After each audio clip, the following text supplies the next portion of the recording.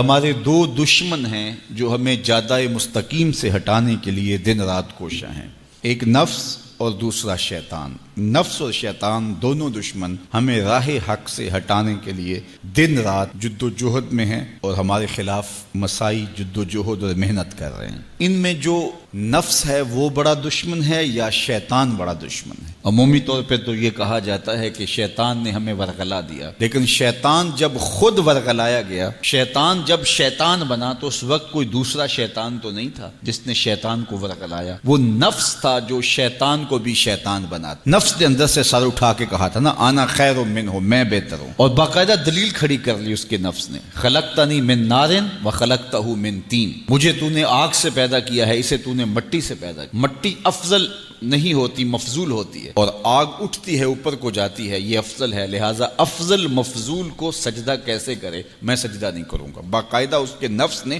ایک دلیل تراشی۔ اللہ اگر چاہتا اس کی دلیل کے بخی و دھیڑ کے رکھ دیتا، لیکن اللہ تعالیٰ نے اس کی دلیل کا جواب دینے کی بجائے کہا جا میرے دربار سے نکل جا۔ اس نے کہا مالک مجھے مہلت دے دے، کہا جا قیامت تک تجھے مہلت۔ اللہ اکبر۔ تو اب شیطان کو شیطان بنانے والا نفس ہے جس نے اندر سے کھڑے ہو کے کہا انا خیر منہ، میں بہتر ہوں۔ اس میں نے شیطان کا بیڑا غرق کر، انانیت اسے کہتے ہیں، انا خیر منہ، اس سے انانیت ہے، میں بہتر ہوں۔ ایک بزرگ تھے، انہوں نے ساری زندگی اپنی زبان پہ لفظ میں نہیں آنے دیا۔ وہ فرماتے تھے یہ وہ لفظ ہے جس نے شیطان کا بیڑا غرق۔ تو وہ اس مفہوم کو ادا بھی کرنا چاہتے تو بالفاظ دیگر کر۔ کسی نے سنا کہ فلاں شخص ہے، اس کی زبان پہ کبھی میں کا لفظ نہیں آیا، تو اس نے کہا لو اس کی زبان پہ یہ لفظ کیوں نہیں آیا، میں جاتا ہوں اور ان کی زبان پہ یہ لفظ آئے ہی آئے۔ ہر شخص کی اپنی ترجیحات ہوتی ہے، ایک مہم پہ نکلا کہ ان کی زبان پہ لفظ میں لے کر آنا۔ گیا، حضرت بیٹھے تھے، حضرت ایک مسئلہ پوچھنے آیا ہوں۔ بیٹا پوچھئے۔ کہا شیطان کو کس چیز نے برباد کیا تھا؟ حضرت اب تو بولیں گے نا کہ میں نے اس کا بیڑا غرق کیا تھا، تو کہوں گا جیسے بھی زبان پہ لفظ تو آئی گیا، اور شیخ بھی بڑے سمجھدار تھے، سمجھ گئے اس کی نیت کے کھوٹ کو کہ یہ کیوں آیا ہے اور یہ مسئلہ کیوں پوچھ رہا۔ ہر مسئلہ تفہیم کے لیے نہیں پوچھا جاتا، اس کے مقاصد اور بھی ہوتے ہیں، اور اہل اللہ کو اللہ نے وہ بصیرت دی ہوتی ہے جو سائل کے انداز سے سمجھتے ہیں کہ اس کے مقاصد۔ تو کہ حضرت پوچھنے آیا ہوں کہ شیطان کو کس چیز نے برباد کیا؟ حضرت فرمانے لگے نماز کا ٹائم ہو گیا، ابھی جماعت کھڑی ہونے والی ہے، نماز کے بعد اس پہ بات کر۔ خیر نماز ہوئی، سلام پھرا تو حضرت خود فرمانے لگے کسی نے پوچھا تھا کہ شیطان کو کس چیز نے برباد کیا، جواب دینا چاہ رہا ہوں، کس نے پوچھا تھا؟ جھٹ کھڑا ہو گیا میں نے۔ کہا بس اسی نے اس کا بیڑا غرق کر دیا۔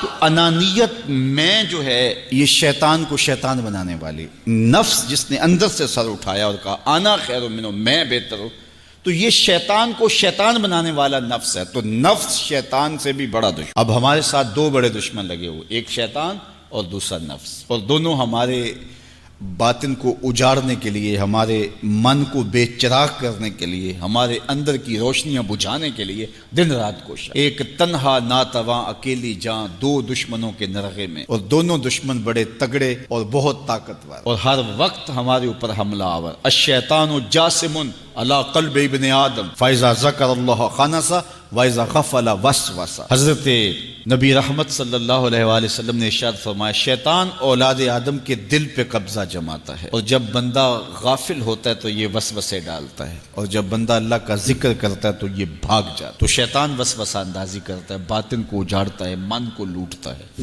نفس اور شیطان دو بڑے دشمن تھے جو ہمیں جادہ مستقیم سے بہکانے کے لیے دن رات کوشاں تھے۔ اب اللہ کا کرم دیکھیے، اذا دخل رمضان سلسلت الشیاطین، جب ماہ سیام جلوہ فراز ہوتا ہے تو شیاطین جکڑ دیے جاتے ہیں۔ جو ہی ماہ سیام شروع ہوتا ہے، چاند طلوع ہوتا ہے تو شیاطین جکڑ دیے جاتے ہیں، پورا مہینہ وہ آزاد نہیں رہتے، جکڑ دیے جاتے۔ سلسلت الشیاطین، یہ جو مسجدوں کے دروازے کھل گئے، جہاں 1.5 صف ہوتی تھی وہاں 5 صف تراویحوں میں ہیں، تو یہ شیطان کے بند جانے کی وجہ سے۔ لیکن مہنگائی کا طوفان ہے، بد نگاہی ہے، بد تہذیبی ہے، جھوٹ ہے، دیگر امور بد بھی جاری ہیں، یہ نفس کے موجود ہونے کی، نیکی کا ماحول پیدا ہوا یہ شیطان کے بند جانے کی وجہ، لیکن ہماری برائیاں بدستور موجود ہیں یہ نفس کے موجود ہونے کی وجہ سے۔ اب ہمارے لیے آسانی یہ ہو گئی کہ دو دشمن تھے جن کا ہمارے سے مقابلہ تھا، ایک نفس اور دوسرا شیطان۔ ہمارے لیے یہ سہولت ہو گئی کہ ہمارا ایک دشمن باندھ دیا گیا، اب دشمن ایک ہے جس سے ہم نے ماہ سیام میں اور وہ دشمن کون کون سا ہے؟ نفس۔ اب نفس کا مقابلہ اتنا آسان بھی نہیں، یہ بہت ڈاڈا دشمن ہے، اندر کا دشمن ہے، گھر کا بھیدی ہے۔ باج فقیراں کسے نہیں ماریا، باہو ظالم چور اندر داہو۔ یہ بڑا سخت اور بڑا شدید قسم کا دشمن ہے۔ یہ اس کی چالیں بہت باریک، شیطان کی چالیں بھی بڑی باریک ہیں اور نفس کی چالیں اس سے بھی زیادہ باریک۔ اب کیسے مقابلہ کریں گے؟ شیطان بھی ہماری متاع عمل کو لوٹنا چاہتا ہے، حتیٰ کہ ہمارے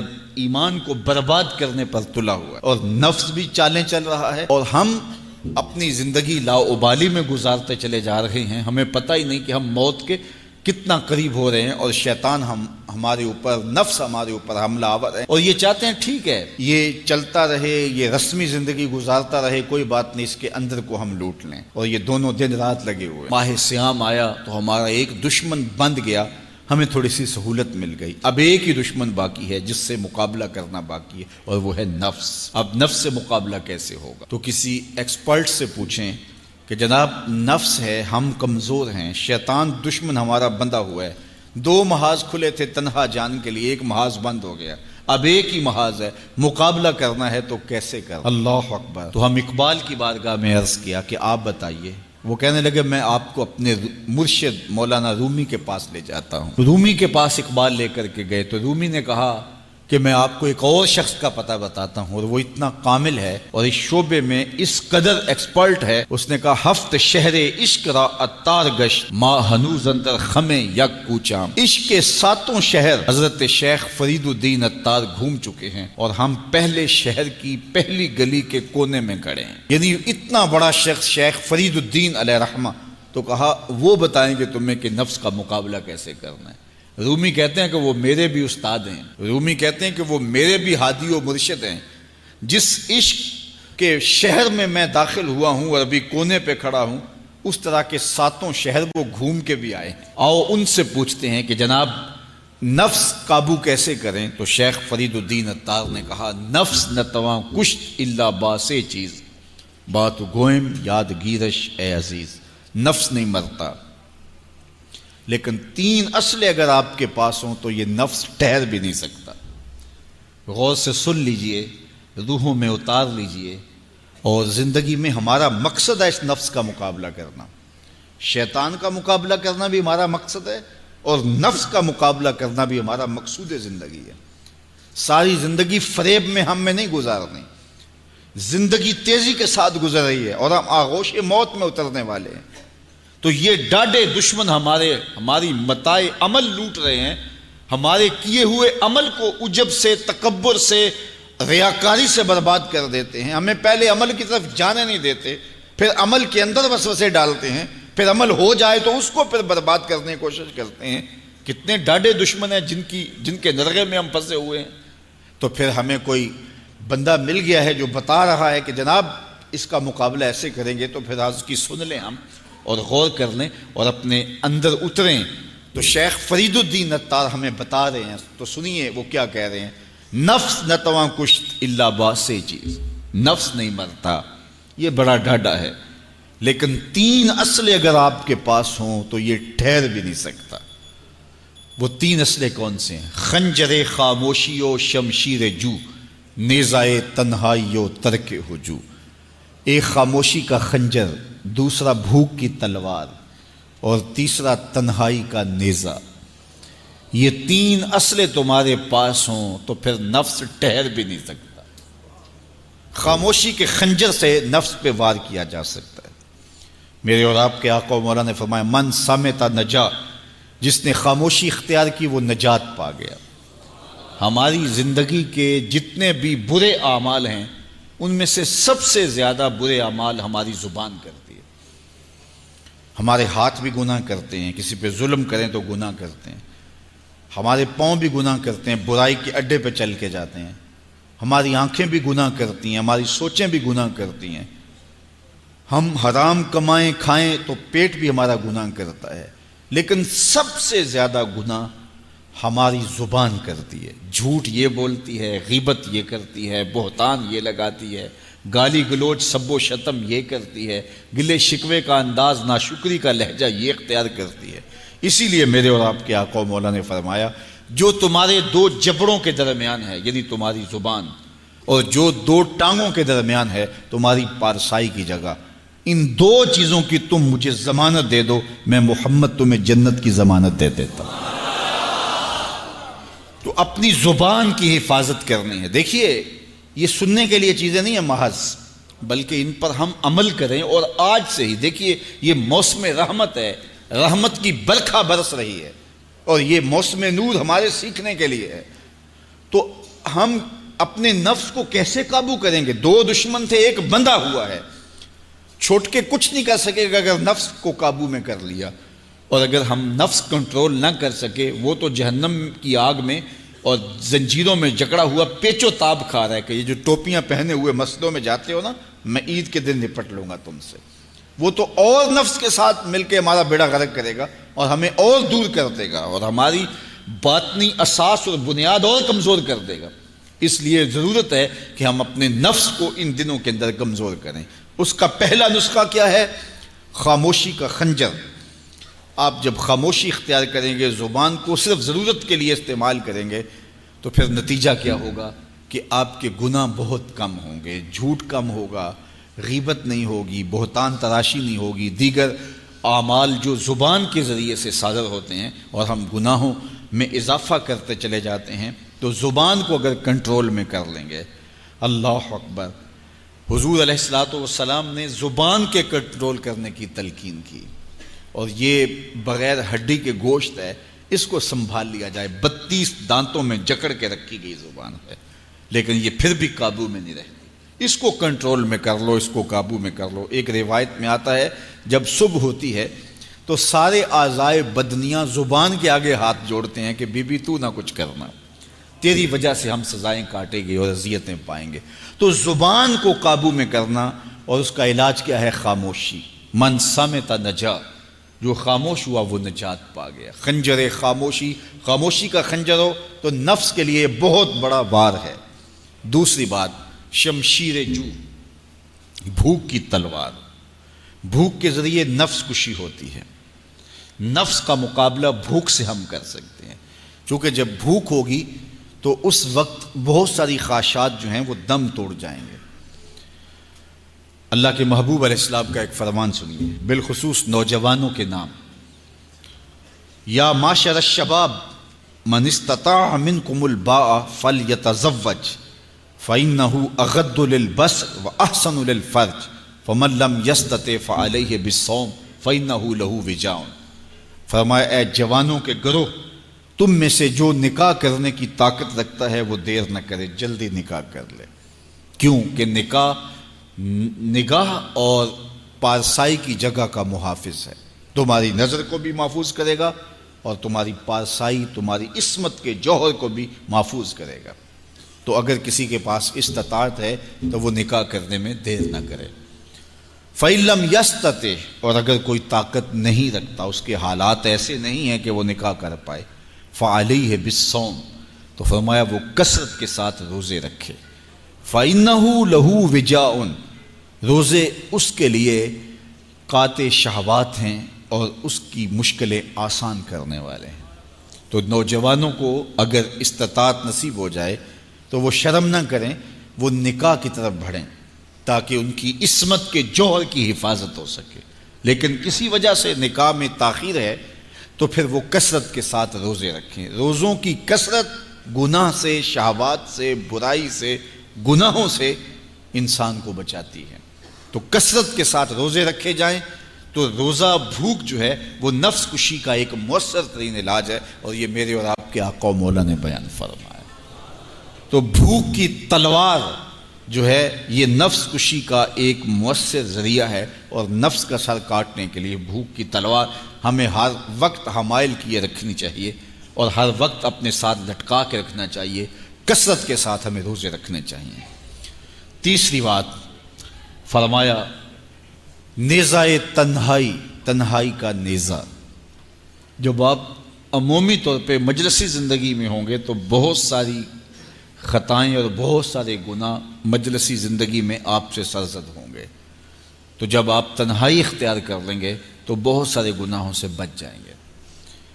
حضرت شاہ نقشبند بخاری علیہ رحمہ فرماتے ہیں کہ فقیر کے لیے سب سے بہتر جگہ اللہ کا گھر مسجد ہے، یا پھر کامل شیخ کی صحبت ہے، یا پھر تنہائی ہے۔ چوتھی جگہ سوائے ہلاکت کے اور کچھ نہیں ہے۔ العافیۃ فی العزلہ، عزلت میں، تنہائی میں عافیت رکھی گئی ہے۔ اس لیے اپنے آپ کو ایسے ہجوم میں، ایسی جگہوں پہ لے جانے سے روکیں، اپنے آپ پر ضبط کریں جہاں نظر پاک نہیں رہتی، جہاں خیال کی پاکیزگی کا سامان نہیں رہتا، اور جہاں آپ کی جو ہے وہ آپ کی زبان محفوظ نہیں رہتی۔ دوستوں کے ساتھ بیٹھیے، آپ عزیزوں رشتہ داروں کے پاس جائیے، ضرور ملاقات کیجیے، لیکن اس کا ایک اعتدال ہونا چاہیے۔ اگر آپ سمجھتے ہیں کہ کسی جگہ جاتے ہوئے، کسی جگہ پہنچ کر آپ کی نظر میں پاکیزگی نہیں رہے گی، خیالات میں گندگیاں گردش کرنے لگ جائیں گی، سوچوں میں آوارگی آنے لگ جائے گی، تو وہ شادی کی تقریب ہو یا کوئی اور تقریب ہو، وہاں جانے سے اپنے آپ کو روک لیں، کیونکہ وہاں جا کے آپ اپنا کوئی فائدہ نہیں کر رہے، اپنا نقصان کرنے جا رہے ہیں۔ تو جہاں آپ کو یقین ہو کہ آپ وہاں اپنے آپ کو بچا نہیں پائیں گے، اپنی حفاظت نہیں کر پائیں گے، تو وہاں سے تنہائی بہتر ہے، وہاں سے عزلت بہتر ہے۔ تو یہ تین چیزیں ہم اگر کر لیں تو یہ نفس کشی کا ایک مؤثر ذریعہ ہے۔ اب ماہ صیام کے اندر اللہ تعالیٰ یہ تینوں چیزیں ہمیں نصیب کرتا ہے۔ ہم زیادہ بولتے نہیں ہیں، روزے سے ہوتے ہیں، بلکہ فرمایا اگر تم سے کوئی شخص بحثے، کوئی الجھے، کوئی لڑائی کرنا چاہے، بدتمیزی کرے، تو اس سے کہو انی صائم، میں روزہ رکھا ہوا ہے۔ اور اسی طرح بھوک تو میسر ہوتی ہی ہوتی ہے، اور تیسری بات کہ عزلت بھی میسر ہو جاتی ہے، اس میں آپ ذکر کے لیے، فکر کے لیے، روزے میں آپ تلاوت کلام مجید کے لیے تنہائی اختیار کرتے ہیں۔ تو گویا روزہ ایک ایسی تربیتی ورکشاپ ہے کہ جس کے ذریعے سے آپ کے نفس کی تہذیب ہو جاتی ہے۔ جب نفس قابو میں آ گیا، نفس کنٹرول میں آ گیا، نفس کو آپ نے کمزور کر لیا، تو شیطان چھٹ کے بھی کچھ نہیں کر سکے گا، کیونکہ شیطان ہمارے اوپر حملہ کرتا ہے نفس کے ذریعے سے۔ باہر کا دشمن ہے اور نفس اندر کا دشمن ہے۔ ہمارے دیہاتوں میں چوری ہو جائے نا، تو بوڑھے بزرگ مل کے بیٹھ جاتے ہیں کہ بتاؤ چوری کیسے ہوئی، تو ایک نقطے پہ سارے متفق ہوتے ہیں، اور وہ نقطہ یہ ہوتا ہے کہ کوئی اندر کا بھیدی ضرور ہے۔ جب تک کوئی اندر کا بندہ نہیں تو باہر سے کوئی آ کے از خود چوری نہیں کر سکتا، تو کوئی اندر کا بندہ ضرور موجود ہے۔ نفس اندر کا بھیدی ہے اور شیطان باہر سے آ کر حملہ آور ہونے والا ہے۔ اس لیے شیطان کو اندر آنے کا موقع نفس دیتا ہے۔ نفس کو ہی کمزور کر لیجئے، وہ آپ کا ساتھی بن جائے، نفس امارہ، نفس مطمئنہ بن جائے، اور وہ نفس جو برائی کا حکم دیتا ہے وہ نفس امارہ کہلاتا ہے، اور جب وہ کثرت ذکر سے، عبادت سے نفس مطمئنہ بن جاتا ہے تو پھر وہ شیطان کے لیے رکاوٹ کا ذریعہ بن جاتا ہے، اور آپ کی زندگی محفوظ ہو جاتی ہے۔ اور یہ ہمارا کام ہے، یہ ہمارے کرنے کا وظیفہ ہے۔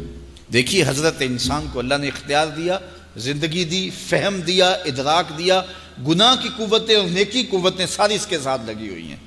اس نے صرف ایک لا ابالی شخص کی طرح زندگی نہیں گزارنی کہ جو سامنے آ گیا کھا لیا اور جو زبان پہ آ گیا بول دی، ایسا نہیں ہے۔ یہ تو انسان ہے، اس کو تو اپنی زندگی کی راہیں خود متعین کرنی ہے کہ میری دنیا آخرت کے لیے نفع بخش کیا چیز ہے اور نقصان دہ کیا چیز ہے۔ انا ہدیناہ السبیل اما شاکرا و اما کفورا، کہ ہم نے اس کو دونوں راہیں دکھا دی، وہدیناہ النجدین، اس کو پتہ ہے یہ اچھائی ہے، یہ برائی ہے، اس نے اس سے اجالنا ہے اپنے اندر کو اور اپنے باطن کو سنوارنا ہے۔ تو ماہ صیام ہمارے لیے موسم رحمت اور موسم نور ہے، جو ہمارے اندر کی روشنی کا سبب اور ذریعہ ہے۔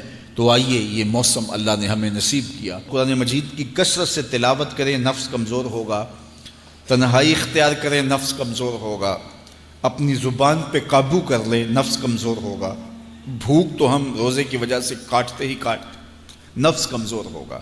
اب شیطان چھٹ کر بھی عید کے دن ہمارا کچھ بگاڑ نہیں سکے گا اگر ہم نے اپنے نفس پہ قابو پا لیا، اور اگر نفس پہ قابو نہ پا سکے تو شیطان تو پھر پیچ و تاب کھا رہا ہے، اور وہ ہمارے اوپر پھر اور زور و شور کے ساتھ حملہ ہوگا اور ہماری متاع عمل کو لوٹ لے گا۔ تو پھر کیا فائدہ ہوا کہ سارے مہینے کی محنت کی، عید کے دن، عید سے 4-5 دن بعد ہم نے لٹا دی، تو فائدہ کیا ہوا؟ اللہ نے اس عورت کی مثال بیان کی ہے قرآن میں جس کا توازن ذہنی ٹھیک نہیں تھا، اور وہ سارا دن سوت کاٹتی رہتی تھی اور شام کو اپنے ہاتھوں سے توڑ دیتی تھی۔ تو کہا کہیں ایسا نہ کرنا کہ تم بھی اس عورت کی طرح ہو جاؤ کہ اپنے ہاتھ سے کاتا ہوا سوت اپنے ہاتھوں سے ہی توڑ دو۔ پورا مہینہ بھوک کاٹی، پیاس کاٹی، تکلیفیں گوارا کی، اور شام کو جو ہے وہ اپنے ہاتھ سے ہی وہ سوت کاٹنے والی خاتون سوت توڑ دیتی ہے۔ تو کہیں ہم بھی ایسے نہ ہو جائیں کہ مہینے کی محنت ہر سال عید یا عید کے چند دن بعد برباد کر لیں، پھر اگلے سال مہینے کی محنت کریں، پھر عید کو برباد کر دیں، تو کیا فائدہ ہوا؟ تو ہم نے جو نعمت سمیٹی ہے، جو چیز دی ہے، جو چیز حاصل کیا، اس کو جذب کر لیں روح کے اندر، اس کو اپنے من کے اندر اتار لیں۔ اہل ایمان کو ایک دعا تلقین کی گئی ہے، وہ کیا دعا کرتے ہیں؟ ربنا لا تزغ قلوبنا بعد اذ ہدیتنا، اے اللہ ہدایت کے بعد ہمارے دل کو پھر دوبارہ ٹیڑھا نہ کر دینا۔ اگر ہدایت دی ہے تو وہ نصیب ہی رہے، وہ من میں جذب ہو جائے، وہ روح میں اتر جائے۔ تو میں اور آپ اپنی زندگی کو اللہ اور اس کے رسول کے نام پہ لگایا ہے، تو پھر اپنی ساری زندگی کو اللہ اور اس کے رسول کے